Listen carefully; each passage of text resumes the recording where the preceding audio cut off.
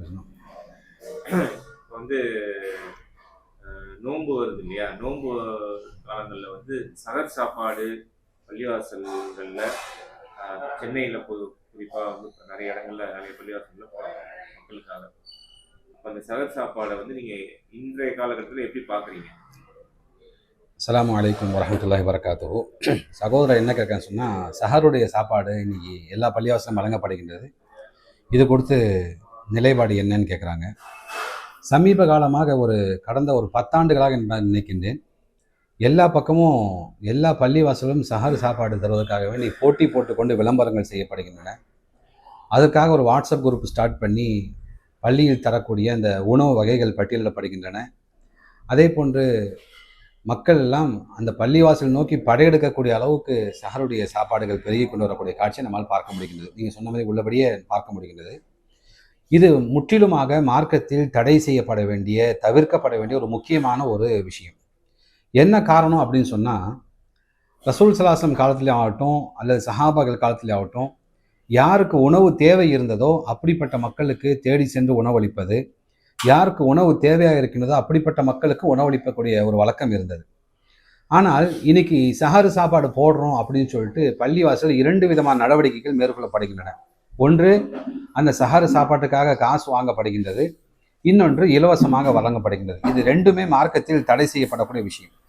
என்ன காரணம் அப்படின்னு சொன்னால், சஹரு சாப்பாடு உண்மையில் யாருக்கு தேவையோ, யாருக்கு தேவைப்படும்? வெளியூரிலிருந்து படிக்கக்கூடிய மாணவர்கள் தேவைப்படும்.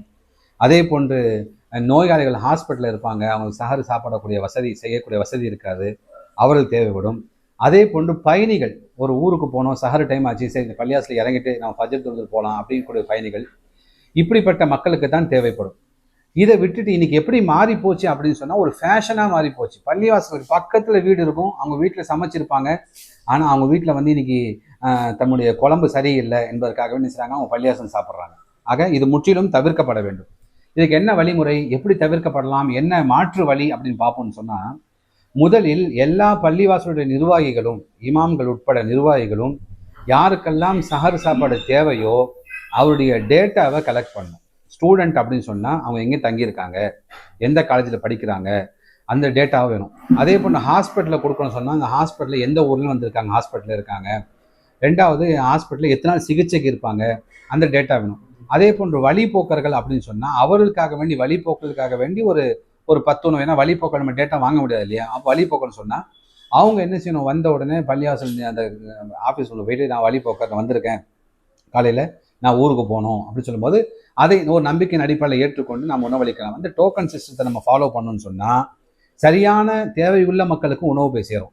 ஆனால் இன்னைக்கு எப்படி ஆகிப்போச்சு அப்படின்னு சொன்னால், யார் வேண்டுமானாலும் சாப்பிடலாம். ஒரு காவல்துறை அதிகாரி சொல்லுகின்றார், இந்த சஹர் நேரத்தில் இந்த முஸ்லீம் மாணவர்கள் ஒரு பைக்கில் 3 பேர் 4 பேர் என்ன செய்யலாம், வேகமாக ஒன்வேல போகிறாங்க, வேகமாக போகிறாங்க, எதிரில் வர வண்டி தினம் போகிறாங்க. பல விபத்துகள் நீங்கள் பார்த்துருக்கலாம் பேப்பரில்.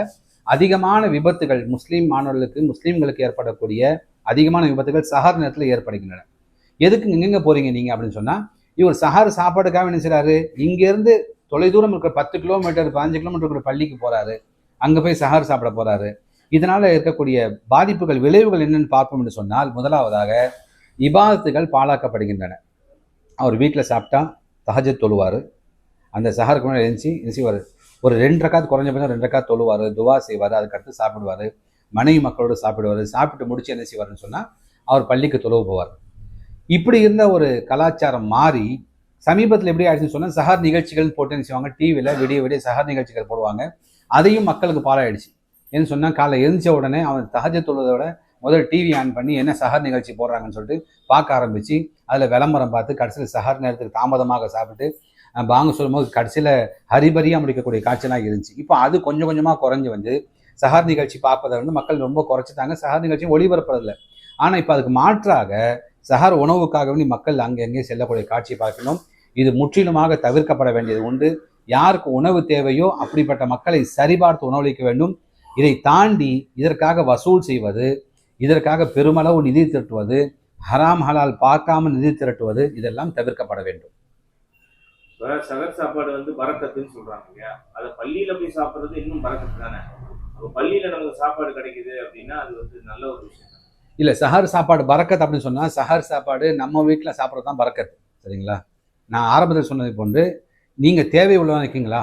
சஹர் சாப்பாடு உங்களுக்கு இல்லாமல் இருக்கா? வீட்டில் வசதி இல்லையா? இல்லை நீங்கள் பேச்சுலராக இருக்கீங்களா? இல்லை நீங்கள் நோயாளியா? இல்லை சமைக்க முடியாதா? இல்லை உங்கள் பாதுகாப்பு யாரும் ஆள் இல்லையா? இல்லை நீங்கள் ஸ்கூல் ஸ்டூடெண்ட்டா? இப்படிப்பட்ட மக்கள் இருக்கும்போது பள்ளியாசல் சாப்பிட்றது பரக்கத்தான். பொதுவாகவே சாப்பாடு பரக்கத்து இல்லைன்னு சொல்ல வரல. ஆனால் பெரிய பரக்கத்து எதுன்னு சொன்னால் நம் கையினால் உழைத்து நம் வீட்டில் செய்யக்கூடிய சாப்பாடு தான் மிகப்பெரிய ஒரு பரக்கத்தாக இருக்கும். இப்படி பள்ளிவாசல் சாப்பிடுவது வந்து இன்னொருத்தருடைய உரிமை, இன்னொருத்தர் ரைட்ஸ் இருக்கு இல்லையா, அது நீங்கள் பறித்து சாப்பிட்ற மாதிரி இருக்கும். அதில் பரக்கத்து உங்களுக்கு இருக்காது. இல்லை, இப்போ பள்ளிவாசலில் வந்து மக்களே விரும்பி தான் காசு கொடுக்குறாங்க. சகர் சாப்பாடு போடுங்க அந்த பகுதியில் உள்ள மக்கள். இல்லை, நாங்கள் பள்ளிவாசல் வந்து சாப்பிடணும்னு ஆசைப்படுறோம், ஏன்னா அது வந்து நல்லா இருக்குது, பள்ளியில் சாப்பிட்டுட்டு அப்படியே பஜர் தொழுதுட்டு போகிறதுக்கு எங்களுக்கு ஈஸியாக இருக்குது. நைட்டு கியாமுல் லைல் தொழுகை நடக்குது. ஸோ கியாமுல் லைல் வந்து 1 மணி நேரம் 1.5 மணி நேரம் 2 மணி நேரம் கூட சில இடங்கள்ல போகலாம்.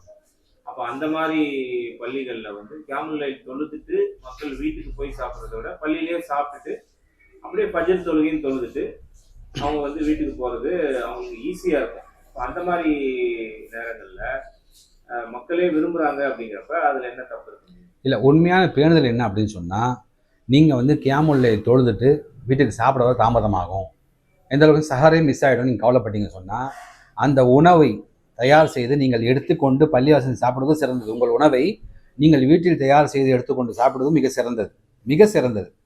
இப்போ பள்ளிவாசல் அப்படின்னு சொல்லும்போது நீங்கள் இபாதத்தில் கவனம் செலுத்தினை விட இபாதத்தை விட இன்று உணவுக்கு கவனம் செலுத்தக்கூடிய காட்சியாக மாறிடுச்சு. ஏன்னு சொன்னால் அந்த உணவு செய்வதற்காக வேண்டி அவங்க செய்ய 2 மணி நேரம் தயாரிச்சுட்டு இருப்பாங்க. சரிங்களா? இன்றைக்கி என்ன உணவு, என்ன டிஷ்ஷு, இப்படிப்பட்ட கவனம் சிதறும் போது என்ன ஆகுதுன்னு சொன்னால் நம்ம இபாதத்தில் கவனம் செலுத்த முடியாது. இப்போ நீங்கள் சொல்கிற மாதிரி இதை தொழுவணும், கியாமுல் லைல் தொழுவணும், எனக்கு லேட் ஆகும், வீட்டுக்கு போனால் சாப்பாடு கிடைக்காது அப்படிங்க ஃபீல் பண்ணிங்க சொன்னால் இதுக்கு 2 வழி இருக்குது. ஒன்று, நீங்கள் கடையில் என்ன செய்யலாம், வாங்கிட்டு வந்து சாப்பிடலாம். இல்லைங்கன்னு சொன்னால் நீங்கள் வீட்டில் கொண்டு வந்து சாப்பிடலாம். சரிங்களா?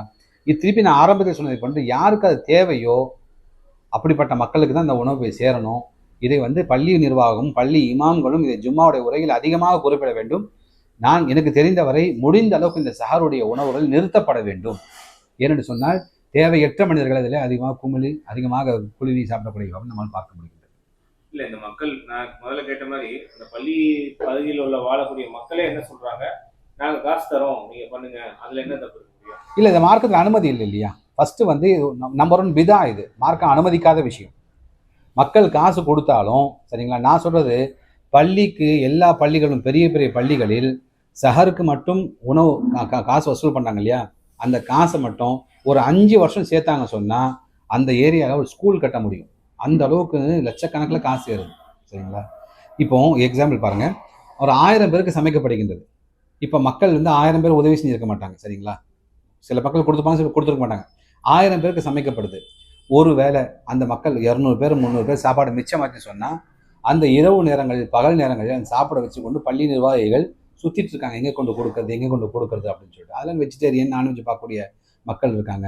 அப்போது காலைல இபாதத் செய்வதை விட அவங்களுக்கு என்ன ஆகுதுன்னு சொன்னால் சிரமம் ஏற்படுகிறது. இப்போ மக்கள் எல்லாம் சேர்ந்து கொடுத்தாலும் கூட இதை நம்ம நிறுத்திட்டோம் அப்படின்னு சொன்னால் மக்கள் கொடுக்க மாட்டாங்க. இதற்கு பதிலாக திருப்பி சொல்கிறேன், தேவையுள்ள மக்களுக்காக சமைங்க. ஒரு 10 பேருக்கு சமைக்கணும் ரசூல் ஸல்லல்லாஹு சொல்கிறாங்க. ஒருத்தருடைய உணவு 2 பேர் சாப்பிட்லான்னு சொல்கிறாங்க. 2 பேர் உணவு 4 பேர் சாப்பிட்லான்னு சொல்கிறாங்க. இப்போ 10 பேருக்கு சமைச்சிங்க சொன்னால் தாராளமாக 15 பேர் சாப்பிட முடியும். சரிங்களா? அப்போ தேவையுள்ள மக்களுக்கு மட்டும் சமைக்கும் போது நமக்கு 2 விதமான லாபங்கள் இருக்கின்றது. ஒன்று, செலவினங்கள் குறையும். இன்னொன்று, மக்கள் இபாதத்தில் கவனம் செலுத்துறது மிகப்பெரிய வாய்ப்பாக இருக்கும். இப்போ இந்த சகருக்கு கலெக்ட் பண்ணி பள்ளியில் போட்டு சாப்பாடு போட்டு அதை ஒரு பெரிய ஒரு ஈவெண்ட்டாக ரமலானில் ஃபுல்லாக செய்கிறத விட வேற என்ன பெட்டராக செய்ய முடியும்னு நீங்கள் நினைக்கிறீங்க? நிறைய இருக்குது. இன்றைக்கி முஸ்லீம் சமுதாயம் வந்து எல்லா விஷயத்துலையும் பின்தங்கி இருந்துச்சு, இப்போ டெவலப் ஆகியிருக்கு. ஃபஸ்ட்டு வந்து கல்வி கொடுக்கணும். இன்றைக்கி முஸ்லீம்களுக்காக வேண்டி முஸ்லீம் இயக்கங்கள் நடத்தக்கூடிய ஸ்கூலை நம்ம பார்க்குறோம். சென்னையில் பல ஸ்கூல்ஸ் இருக்குது. ஆனால் விஷயம் என்ன சொன்னால் ஸ்கூல் ஃபீஸ் கட்ட முடியல. சரிங்களா? அப்போ அந்த சஹருடைய சாப்பாடுடைய பணத்தை வச்சுக்கொண்டு பள்ளிக்கு ஸ்கூல் ஃபீஸ் கட்டுறதுக்கான ஒரு மாதிரி உதவி செய்ய முடியும். யாருக்கு தேவையோ, அதையும் சொல்லணும் இல்லையா, யாருக்கு தேவையோ உதவி செய்ய முடியும். இல்லைன்னு சொன்னால் பள்ளி நிர்வாகமே என்ன செய்யணும், ஸ்கூல் நடத்தி இதில் வந்து முஸ்லீம் பிள்ளைங்களுக்கு வந்து இவ்வளோ ஃபீஸு, ஒரு மினிமமான ஃபீஸு அப்படின்னு நமக்கு செயல்படுத்த முடியும். அது கல்விக்காக. ஏன் கல்வின்னு சொன்னால் இந்த கல்வி மட்டும் மக்கள் பெற்றுக்கொண்டால் அவர்கள் அறிவை பெற்றுக்கொள்வார்கள். அவர்கள் எது ஹலால் எது ஹராம் என்பதை பெற்றுக்கொள்வார்கள்.